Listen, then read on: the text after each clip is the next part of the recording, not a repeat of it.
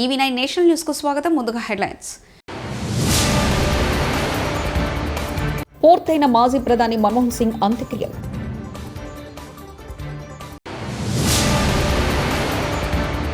మాట్లాడుతుండగా అభిమానుల స్లోగన్స్. పవన్ కళ్యాణ్ అసహన్.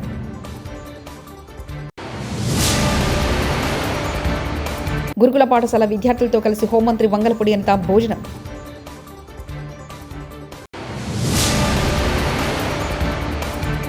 తెలుగు భాషా సంస్కృతిని పరిరక్షించుకున్నప్పుడే మనం గొప్పవారం అవుతాం. Justice NV Ramana.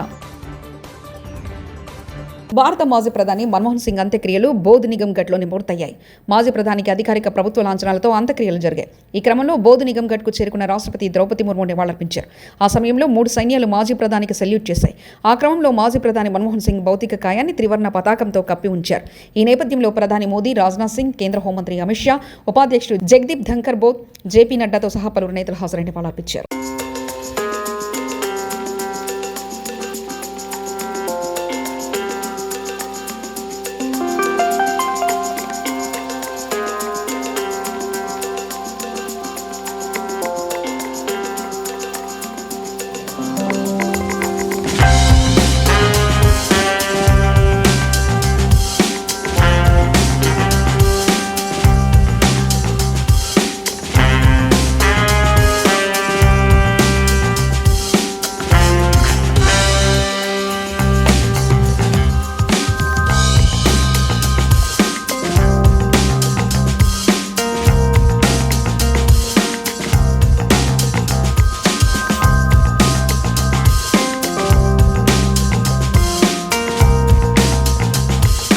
సంక్రాంతి పండుగ రద్దీని దృష్టిలో పెట్టుకుని హైదరాబాద్ నుంచి ఆంధ్రప్రదేశ్కు వెళ్లే వారి కోసం 2400 ప్రత్యేక బస్సులు నడిపించనున్నట్లు ఏపీఎస్ఆర్టీసీ తెలిపింది. జనవరి 9 నుంచి 13వ తేదీ వరకు ప్రత్యేక బస్సులు అందుబాటులో ఉంటాయని పేర్కొంది. ప్రత్యేక బస్సులో అదనపు ఛార్జీలు లేవని, రెగ్యులర్ ఛార్జీలే ఉంటాయని స్పష్టం చేసింది. స్పెషల్ బస్సును ఎంజీబీఎస్కు ఎదురుగా ఉన్న పాత CBS గౌలీగూడ నుంచి నడిపించనున్నట్లు వివరించింది. అన్నమయ్య జిల్లాలో పర్యటించిన AP deputy CM Pawan Kalyan అభిమానుల తీరుతో అసహనానికి గురయ్యారు. వైకాపా దాడిలో గాయపడిన గాలివిడి ఎంపీడీఓ జవహర్ బాబును కడప రిమ్స్ ఆసుపత్రిలో పవన్ పరామర్శించారు. అనంతరం ఆయన మీడియాతో మాట్లాడారు. ఈ నేపథ్యంలో పవన్ ని చూసేందుకు అక్కడ వచ్చిన పలువురు అభిమానులు అత్యుత్సాహం ప్రదర్శించారు. ఆయన సీరియస్ గా మాట్లాడుతున్న సమయంలో ఓజీ అంటూ స్లోగన్లు చేశారు. దీనిపై ఆయన ఆగ్రహానికి గురయ్యారు. ఏంటయ్యా మీరు, ఎప్పుడు ఏ స్లోగన్ ఇవ్వాలో మీకు తెలియదా, పక్కకు రండి అంటూ తన అసహనాన్ని తెలియజేశారు. వీళ్ళకి కులం ఎక్కువ తక్కువ లేదు, వీళ్ళకి అహంకారం నడినెత్తి మీదకి వచ్చి కొట్టుకుంటా ఉంది. అహంకారం తీస్తాం, తోలు తీసి కింద కూర్చోబెడతాం. మీకు ఒళ్ళు ఒక్కొక్కళ్ళకి మీకు ఎక్కడెక్కడ ఉన్నో తెలియట్లా. మీకు అహంకారాలు పెరిగిపోయినాయి. మీకు ఆధిపత్యపు అహంకారంతో అధికారుల మీద దాడి చేస్తే మిమ్మల్ని ఎలా తీసుకెళ్లాలో, ఎలాంటి శిక్ష పడాలో మీకు ఖచ్చితంగా చేసి పెడతాం. మీకు ఇష్టారాజ్యంగా చేయకండి. అహంకారంతో నడినెత్తి మీద కళ్ళు నెత్తికెక్కాయి. మీకు ఈ ప్రభుత్వం చాలా త్రికరణ శుద్ధిగా అందరం కూర్చొని మేము కలిసికట్టుగా ఉన్నాం. ఇక్కడ ఇది కూటమి ప్రభుత్వం, ఇది వైసీపీ ప్రభుత్వం కాదు. ఇది ఇష్టారాజ్యంగా మీరు చేస్తారంటే కామ్గా కూర్చునే ప్రభుత్వం కాదు. మీకు ఎలా చేస్తే, ఎలా నియంత్రిస్తే మీకు కిందకు వస్తారో మేము చేస్తాం. మీరు గాల్లో విహరిస్తూ ఉన్నారు. 11 సీట్లు వచ్చి ఇంకా గాల్లో విహరిస్తున్నారు. మొత్తం మీకు ఎలా కిందకి దించాలో మాకు బాగా తెలుసు, చేసి చూపిస్తాం.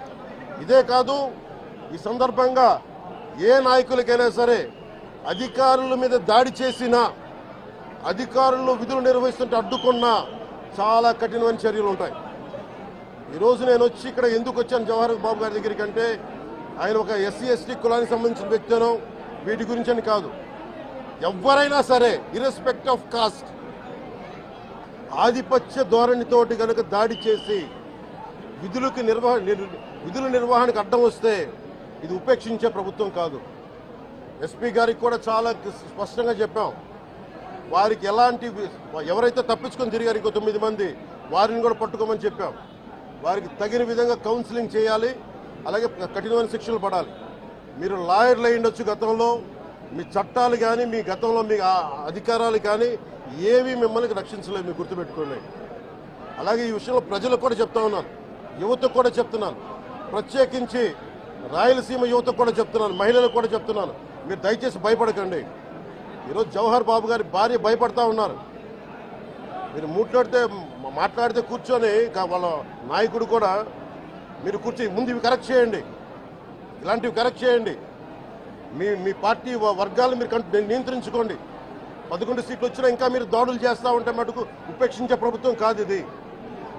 అలాగే ముఖ్యంగా రాయలసీమ యువతకు చెప్తున్నాను, ఇలాంటి తప్పులు జరిగినప్పుడు ఆధిపత్య అహంకారంతో దాడులు చేస్తున్నప్పుడు నిజంగా మీరు ఎదుర్కోండి, మేము అండగా ఉన్నాం మీకు. నాయకులకు కూడా భయపడకుండా మీరు ఎదుర్కోండి, నిలువరించండి వీళ్ళని, భయపడకండి. మీరు ఇలా భయపడే ఈ రోజున ఒక ఎస్సీ అధికారి జవహర్ బాబు గారి మీద దాడి చేసి కులం పేరుతో దూషించారు. అన్ని రకాలు నువ్వు ఎలా తిరుగుతావో చెప్పి దూషించారు. నువ్వు వెళ్ళి రిటైర్ అని నేను చంపేస్తావని చెప్పి బెదిరిస్తా ఉన్నారు. ఇవన్నీ సాక్కూడదంటే కేవలం ఇది పోలీసు ప్రభుత్వాలే కాదు, దీనికి ప్రజలు కూడా దీనికి స్పందించాలి. ఓట్లేసి మన పని అయిపోయిందంటే కాదు, ఇలాంటి వాటికి మీరు బయటకు వచ్చి మాట్లాడాలి.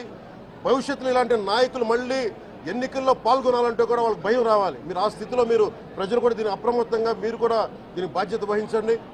ప్రభుత్వం మీకు అండగా ఉంటుంది. అలాగే జవహర్ బాబు గారి భార్య ఒకటే భయపడుతూ ఉన్నారు, అయ్యా మేము నిస్సహాయతలో ఉండేవాళ్ళం, మేము ఎస్సీ మాల కులానికి చెందిన వాళ్ళం, మాకు భయాలు వేస్తున్నాయి, మాకు ఎవరు లేరు మాకు అండగా ఉంటే వాళ్ళకి ఇదే చెప్తున్నాను. మేము భరోసా ఇస్తున్నాం. పక్కనే కలెక్టర్ గారు ఉన్నారు, ఎస్పీ గారు ఉన్నారు, ఎమ్మెల్యే గారు ఉన్నారు, మిగతా జిల్లా సంబంధించిన నాయకులందరూ ఎమ్మెల్యేస్ ఉన్నారు, నాయకులు ఉన్నారు. మేము అందరి తరఫున మాటిస్తున్నాం, మీకు ఏ మాత్రం ప్రాణ భద్రతకి ఏమైనా ముప్పు కలిగినా మేమందరం మీకు అండగా ఉంటాం, కఠినమైన శిక్షలు తీసుకుంటాం అని మీకు భరోసా ఇవ్వడం జరిగింది వాళ్ళకి. అలాగే డాక్టర్స్ని అడిగాను, వాళ్ళు చాలా లోపల కొట్టేశారు మొత్తం.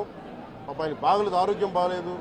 అన్నిటికంటే కూడా ఒక ఎంపీడీఓ అంటే ఒక మండలానికి ఉన్నతాధికారి ఆయన, ఒక ఎస్పీ, ఆయన ఆ మండలానికి ఆయన ఒక కలెక్టర్ స్థాయి వ్యక్తి. అలాంటి వ్యక్తిని కూర్చొని దుర్భాషలాడుతూ బూతులు తిడుతూ కులం పేరు మీద దూషిస్తూ ఇది కూర్చోబెట్టి ఇది ఒక పరిపాటి అయిపోయింది.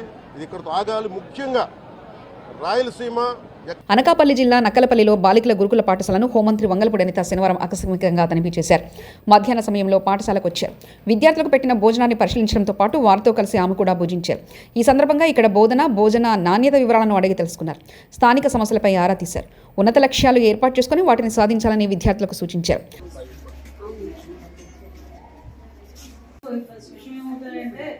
ప్రాపర్ వేలో ఎక్సర్సైజ్ లేకపోయినా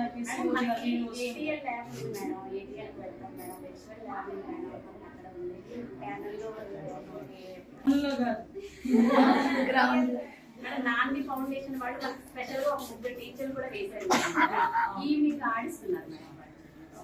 ఎందుకంటే అది ఈ రోజు అనుకోవచ్చు ఆడుకోవడం, అది ఫిజికల్ ఎక్సర్సైజ్ అనేది ఆడుకోవడానికి ముఖ్యంగా ఫర్దర్ గా ఎటువంటి కాంప్లికేషన్స్ రాకుండా ఉంటాయి. చదువుతో పాటు వాటిలో ఉండాలి, అన్ని అంతా ఉండాలి. All the best. చదువుకోవడానికే కదా, చదువుకోకుండా మనం ఏదైనా కొంచెం అటు ఇటుగా కూడా ఉన్నా కూడా వాళ్ళు ఇబ్బంది పడతారు. హ్యాపీగా చదువుకోండి, మంచి మంచి ఉద్యోగాలు ఉన్నాయి, పాలిటిక్స్ కూడా ఉంది కదా. సిద్దిపేట జిల్లా దుబ్బాక కస్తూర్బా బాలికల పాఠశాల ముందు విద్యార్థులు ధర్నా.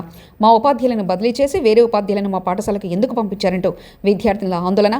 మా ఉపాధ్యాయులు మాకే కావాలంటూ పాటలు పాడుతూ నిరసన తెలిపిన విద్యార్థులు. విషయం తెలుసుకుని విద్యార్థులను సముదాయించిన విద్యాధికారి ప్రభుదాస్.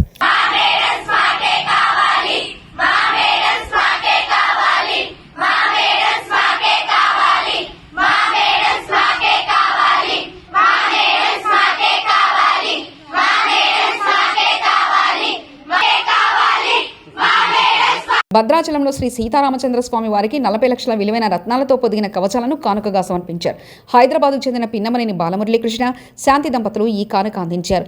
రాగిపై బంగారు పూత పూసి రత్నాలు పొదిగిన కవచాలను తమిళనాడులో ప్రత్యేకంగా తయారు చేయించారు. ఈ కవచాలను ఆలయ అర్చకులు ప్రత్యేక పూజలు నిర్వహించారు. ఆదివారం ప్రధానాలయంలో లక్ష్మణ సమేత శ్రీ సీతారాముల మూలమూర్తులకు ఈ కవచాలను అలంకరించనున్నారు.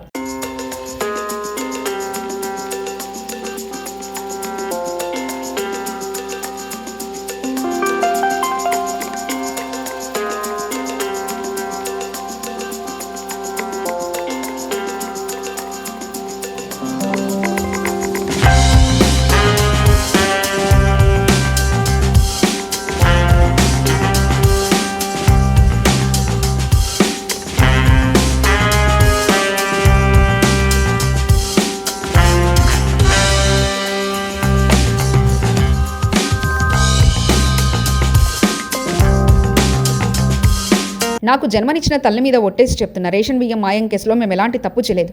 నేను నా భార్య ఎలాంటి అవినీతికి పాల్పడలేదు. తప్పుడు మార్గంలో సంపాదించాలనే ఆలోచన మాకు ఏనాడు లేదంటూ పేర్ని నాని మాజీ మంత్రి వ్యాఖ్యానించారు. అనే ఉద్దేశంతో 26 నవంబర్న 2024 సంవత్సరం జాయింట్ కలెక్టర్ గారికి ఆవిడ ఒక రికమెండేషన్ ఇవ్వటం జరిగింది. అలాగే 30/11/2024న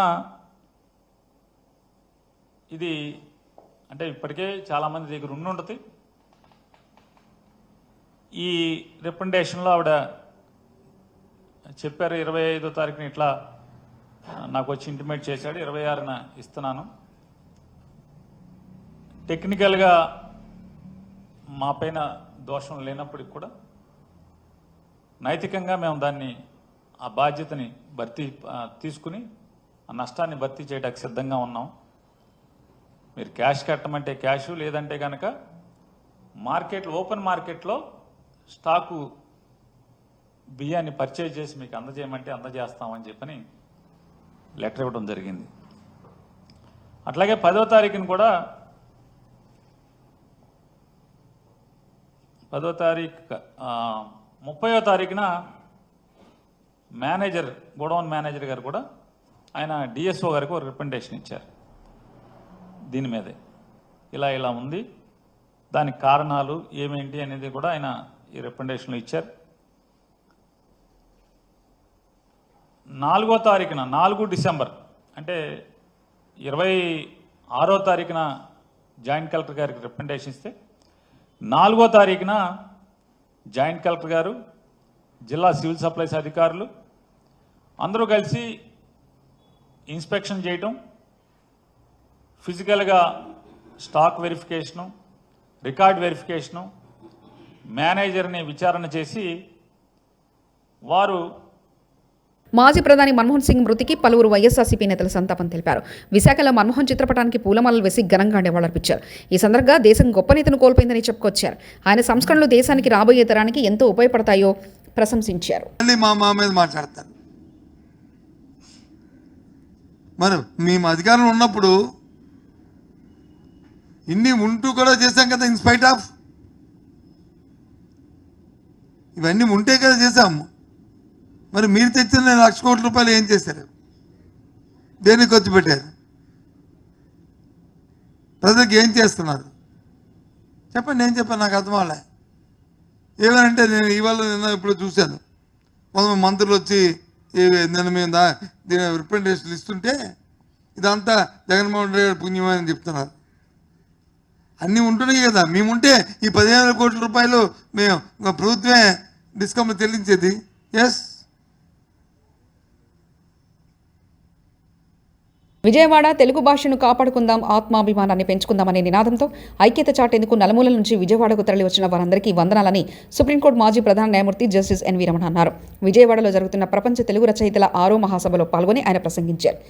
సభలను నిర్వహిస్తున్నటువంటి ప్రపంచ తెలుగు రచయితల సంఘం, కృష్ణా జిల్లా రచయితల సంఘం మండలి బుద్ధప్రసాద్ గారికి ఒక తెలుగు బిడ్డగా నా హృదయపూర్వక కృతజ్ఞతలు తెలియజేసుకుంటున్నాను.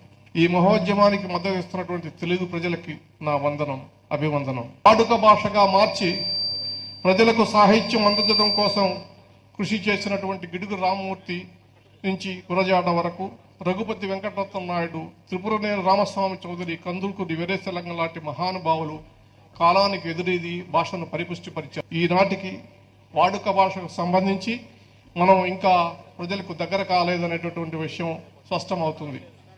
దానికి కారణం స్వతంత్రం వచ్చిన తర్వాత ప్రత్యేకించి తెలుగు భాష మీద ఏ ప్రభుత్వం దృష్టి పెట్టలేదు.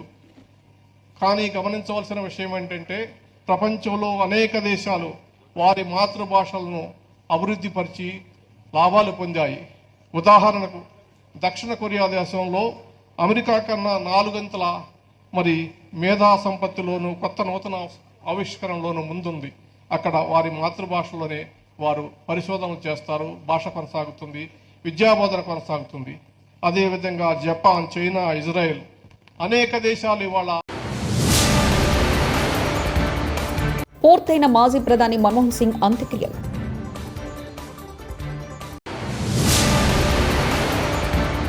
మాట్లాడుతుండగా అభిమానుల స్లోగన్స్, పవన్ కళ్యాణ్ అసహన్.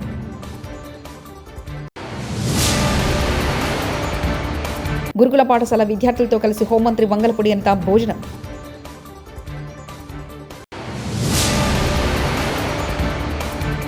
తెలుగు భాషా సంస్కృతిని పరిరక్షించుకున్నప్పుడే మనం గొప్పవారం అవుతాం. Justice NV Ramana. ఇవి బులెటిన్ విశేషాలు. చూస్తూనే ఉండండి EV9 నేషనల్ న్యూస్.